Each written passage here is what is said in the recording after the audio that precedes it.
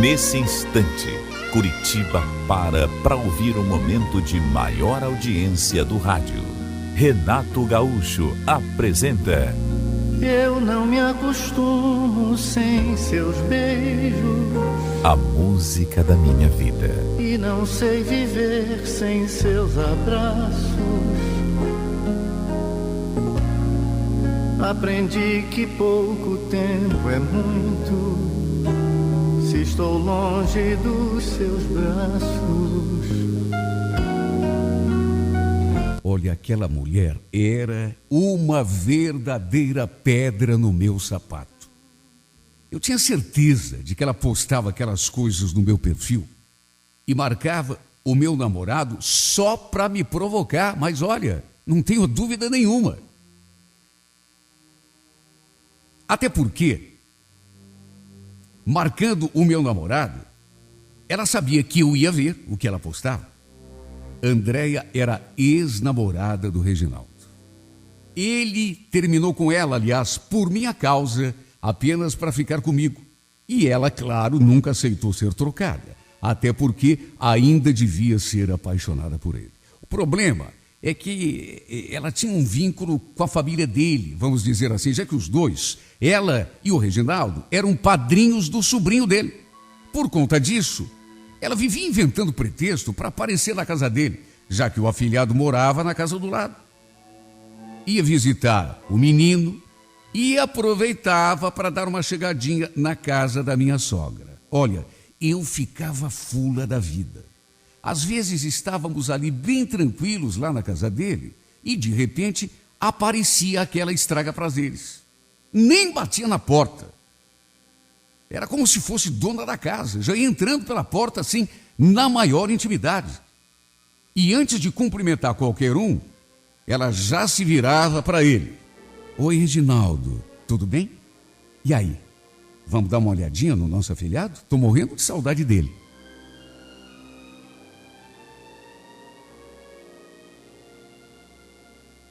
Não era bem do afilhado que ela sentia saudade. Eu sabia que não. A desgraçada fazia aquilo na minha frente só para me provocar. Saudade mesmo, ela sentia, era dele. Meu Deus, se ela fazia aquilo comigo ali presente, na minha frente, e imagine então o que não devia fazer quando eu não estava presente. Olha, eu não preciso nem dizer como eu me sentia. Às vezes eu dava um beliscão nele para que ele se tocasse. Eu simplesmente detestava essa mulher. Eu nunca vi uma pessoa mais oferecida. E digo isso não apenas por uma questão de ciúme. Até porque, não nego, claro que eu sentia ciúme. Mas não era só por isso, não. Era porque, sabe, fazia parte da personalidade da criatura. E como eu já disse, volta e meia, ela postava alguma coisa no Facebook marcando o Reginaldo. Naquele dia, para variar, no que acessei o meu perfil, dei de cara com aquelas fotos que ela tinha postado. Postou claro e já marcou o meu namorado. Tudo para indicar comigo.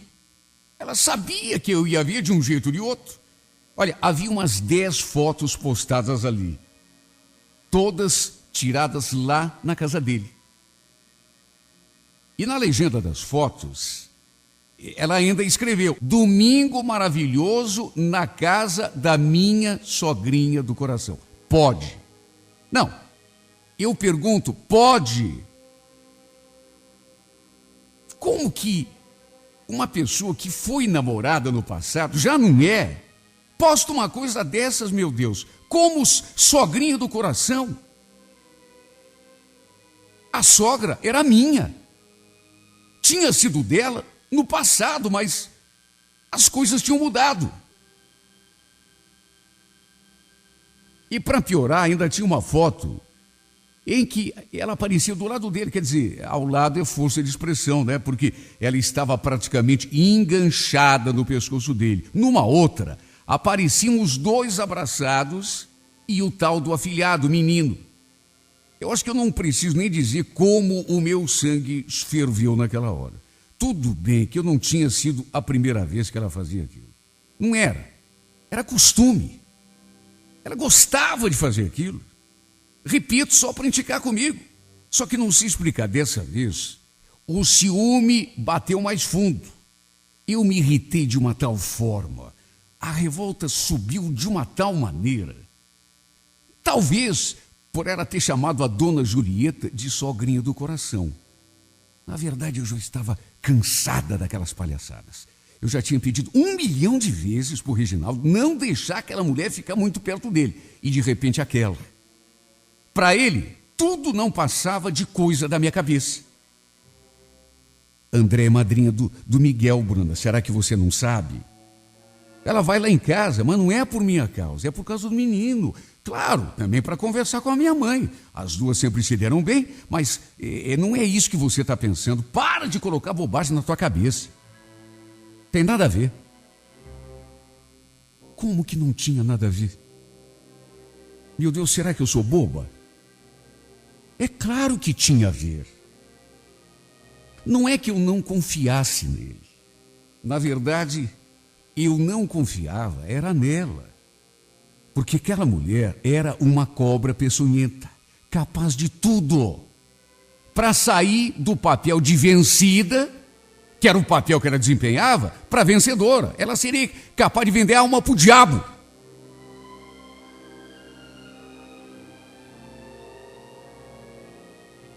E ainda ficava usando o pobre do menino, o afilhado, para se manter sempre por perto. Olha, eu sempre odiei pessoa dissimulada, fingida, que fica agindo sorrateiramente, usando de pretexto, e a mim aquela mulher não enganava. Para mim, ela não passava de uma falsa, fingida. Nesse dia em questão, eu fiquei tão fula da vida que acabei fazendo uma coisa que eu sei que não devia. Até porque com gente baixa, a gente não age assim, mas a raiva pegou tão fundo que eu acabei comentando a postagem. Como assim, sogrinha do coração? E sogrinha do coração, você quis dizer, né? Ela retrucou na mesma hora. Mas olha, parecia que estava esperando. E daí, ela gosta mais de mim do que de você? Ela mesma me disse isso? Inveja mata, é ou não é? Meu Deus do céu.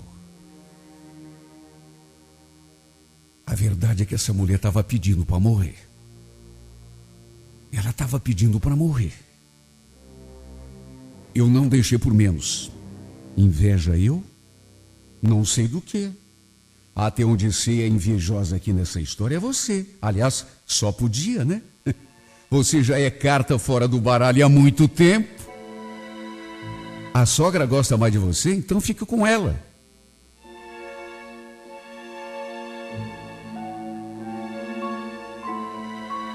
O fato é que, da maneira mais baixa, começamos a trocar ofensas ali naquela rede social. Nunca foi do meu feitio isso, mas é que eu perdi o controle, eu me revoltei de tal maneira.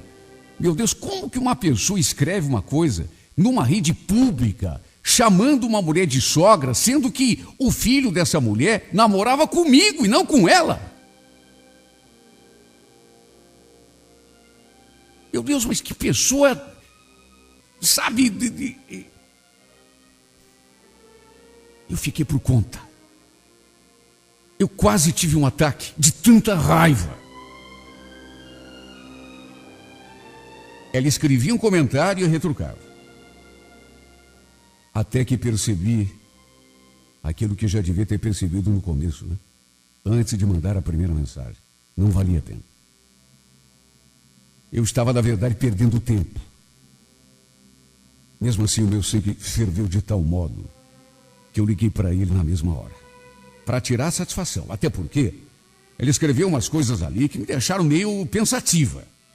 Tipo, enquanto você estava dormindo bem tranquila, Bruna, eu e o Reginaldo estávamos fazendo outras coisas muito mais interessantes aqui na casa dele. Olha, eu fiquei fula da vida, me perguntando o que é que aquela cobra quis dizer com aquilo. De que coisas mais interessantes ela estava falando, afinal? Aquelas fotos postadas, aliás, tinham sido tiradas no domingo à noite. Pelo menos era o que ela tinha escrito ali na legenda. E no domingo, pelo que eu lembrava, ele não quis ir para casa comigo e inventou uma desculpa. Diz que tinha de acordar cedo na segunda-feira e voltou para casa. E de repente descubro que, por coincidência, a ordinária tinha estado lá. Quer dizer, coincidência? Coincidência nada. Olha, fiquei tão nervosa que peguei o telefone e liguei para ele na mesma hora. Ele, claro, como sempre, se fez de desentendido. Não sei o que você está falando, Bruna. Aliás, deve ser coisa da cabeça da Andréia. Você conhece a Andréia. Não sei por que você ainda se envareta assim. Por quê? Como por quê? Você vai defender essa... Olha, discutimos feio por telefone. Até porque ele continuou se fazendo de desentendido. Chegou a dizer que André não tinha estado na casa dele coisa nenhuma naquele domingo. Ela não estava aqui, Bruna. Se você quiser perguntar para minha mãe, pergunta, ela vai confirmar. Ela escreve essas coisas para te provocar. Será que você não vê? Ah, não esteve. E ela tirou aquelas fotos quando então, hein, Reginaldo? Ah, sei lá, deve ter sido outro dia, vou saber. Ele continuou negando. Mais do que isso, ainda começou a defender a ordinária, a dizer que eu pegava demais no pé dela, que ela não tinha feito nada demais contra mim, que era só uma provocação inocente, inocente uma ova. Ele só conseguiu me deixar ainda mais nervosa do que eu já estava. Olha, Reginaldo, quer saber de uma coisa? Para mim chega, viu? Não aguento mais. Já que você está defendendo tanto essa criatura, fica com ela, viu? Faça bom proveito. Falei aquilo e bati o telefone na cara dele. Ele retornou a ligação, mas eu não atendi. E também ignorei as mensagens que ele depois mandou. No Facebook, eu vi que a ordinária tinha apagado todas as mensagens que a gente tinha trocado. Tudo para o Reginaldo não ver, claro. Sim, porque ela fazia das delas e depois negava, se fazia de santinha. Santa do pau oco. Repito, pessoa falsa, fingida, dissimulada. Nesse dia, vendo que eu não atendia às ligações, o Reginaldo veio bater aqui na porta de casa. Se eu estivesse sozinha, eu não teria nem aberto a porta para ele, de tão bravo, revoltada que eu estava. Mas, como eu estava lá no quarto, a minha mãe o recebeu e pediu que ele fosse direto falar comigo. Quando vi ali, diante da minha porta, já fechei a cara. O que você quer, Reginaldo? O que eu quero? Como que eu quero? Vim falar com você, Bruna. Meu Deus do céu, largue mão de ser marrenta, menina. O que está acontecendo com você para ficar tão nervosa por nada? Eu não fiz nada. Você ainda pergunta? Eu não aguento mais aquela menina no teu pé.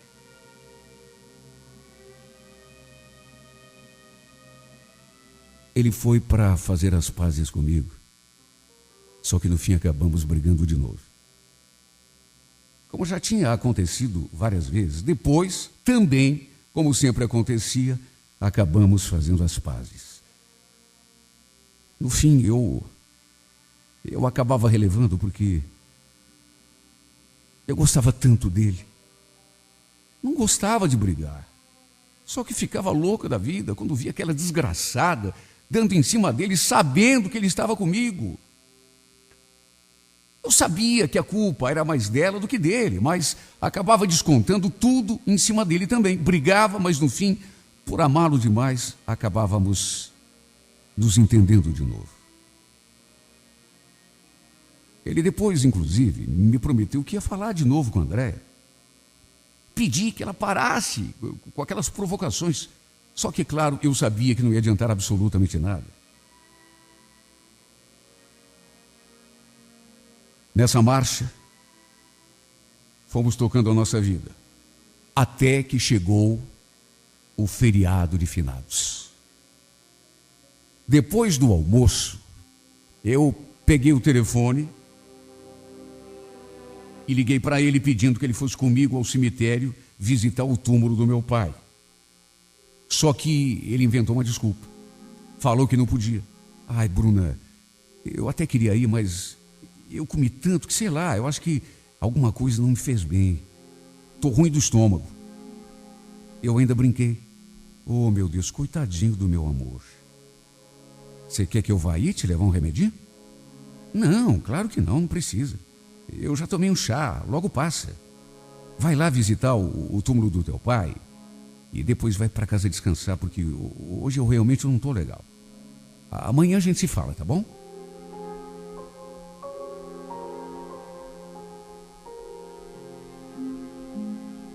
Foi esse o combinado. Só que depois que voltei lá do cemitério, fiquei preocupada com ele, recordando aquele telefonema, ele falando que não estava se sentindo bem, que estava meio doentinho, que tinha comido alguma coisa que não tinha descido legal, estava ruim do estômago. Aí resolvi dar um pulinho lá até a casa dele. Olha, levei até umas ervas que a minha mãe cultivava no quintal para fazer um chazinho caso ele ainda continuasse ruim. Quem me recebeu à porta, inclusive, foi a mãe dele. E eu já senti um ar de preocupação no rosto dela. Tanto que quando perguntei pelo Reginaldo, ela respondeu: o Reginaldo tá lá no quarto.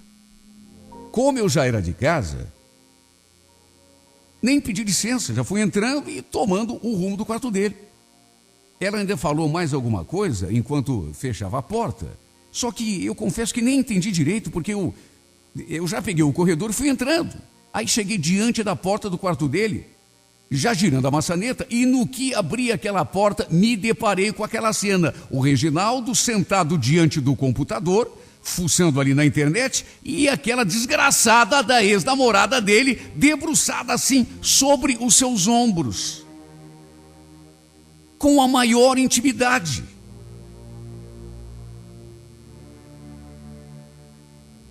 Olha, nem eu, que era a namorada, ficava em cima dele daquele jeito, quando ele estava no computador. Meu sangue subiu. Que palhaçada é essa, Reginaldo? Eu posso saber que palhaçada é essa? O que essa mulher está fazendo aqui no teu quarto? Os dois se viraram para mim na mesma hora. O Reginaldo, quando me viu, ficou branco. Chegou a pular da cadeira. Eu insisti, até porque ele não respondeu. Quer dizer que você está com dorzinha de estômago, é, seu cachorro? Deve estar mesmo. Com essa infeliz aí debruçada em cima de você. Olha, não vou negar que a minha vontade naquela hora foi de cometer um homicídio. A vontade que eu tive foi de voar no pescoço daquela infeliz e torcer como se torce o pescoço de uma galinha, de grudar no cabelo dela, cravar minha unha com vontade naquela sua cara desgraçada. Por pouco não fiz isso. Olha, por pouco. Só não fiz porque não tive nem forças. Eu fiquei tão desorientada que a minha paixão baixou e eu acabei perdendo os sentidos. Tudo pelo choque. Quando acordei, estava ali deitada na cama dele, com todo mundo à minha volta. Mas nem por isso eu deixei de quebrar o pau. Foi a minha pior briga com ele, e não apenas a pior, como também a última. Porque depois do que eu presenciei ali naquele quarto, simplesmente não tinha como continuar o namoro. Meu Deus do céu, a mulher debruçada no pescoço dele, fungando no cangote dele. Qual seria o próximo passo? Os dois irem para a cama? Sabe, não dava. Eu estava me acabando de tanto ciúme. Se bem que não é só ciúme. Sentir ciúme é uma coisa, e eu não nego que sentia. Agora, desconfiar do outro já é demais, não dá para prosseguir num relacionamento desse jeito. Como é que eu ia continuar o namoro desconfiando até da sombra do Reginaldo? Se ele pelo menos me ajudasse. Mas não. Olha, não era vida, viu? O que eu estava levando não era vida. Antes eu colocaria a mão no fogo por ele. Achava que a única sem vergonha da história era ela. Ela é que dava em cima dele. Só que no fim me dei conta que ela só fazia aquilo porque ele dava espaço, dava abertura, permitia que ela tomasse certas liberdades. Um homem que não quer nada com uma mulher, que sabe que a mulher, tudo que ela quer é ficar com ele, vai deixar essa mulher entrar no seu quarto, se debruçar? Não, não, não e não.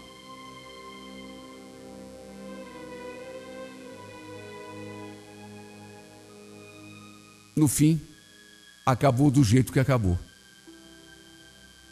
A corda rebentou do lado mais fraco. Infelizmente, esse era o meu lado. Pensei que fosse o dela, mas era o meu.